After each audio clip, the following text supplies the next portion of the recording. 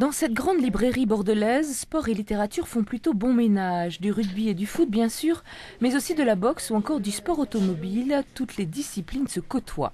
Alors bien sûr, ce que l'on appelle les beaux ouvrages ne manquent pas.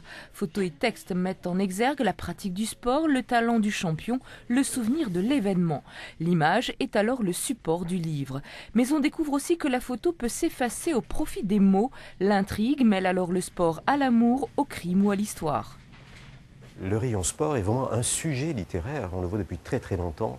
Des chroniqueurs, des écrivains sont aussi auteurs de chroniques sportives. C'est toujours un sujet qui a fasciné. J'aime particulièrement Antoine Blondin, qui est connu, écrivain et justement qui a écrit de très belles pages sur le sport.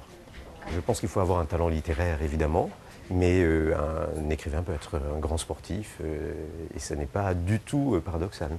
Les auteurs, lors de ces foulées, viendront à la rencontre de leur public. Parmi eux, un jeune metteur en scène de théâtre qui a choisi de plonger au cœur de sa ville de Lormont. Grâce à ses habitants, c'est une des communes les plus sportives de la région. Je suis un curieux insatiable et j'ai décidé de partir à la rencontre de ces personnes qui font le sport au quotidien. Et ces personnes, ces bénévoles, qui sont des gens qui sont dans l'ombre d'habitude. Voilà, c'est eux à qui j'avais envie donc de m'intéresser.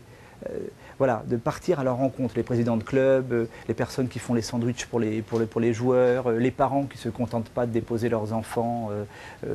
Voilà, c'est-à-dire m'intéresser à tous ceux qui font le sport au quotidien dans cette ville. Sportifs, écrivains, amateurs de sport, quelle que soit la pratique de l'écriture, inspirée par une discipline, tous font partie de la même famille et tentent à démontrer que le muscle et la plume sont loin d'être incompatibles.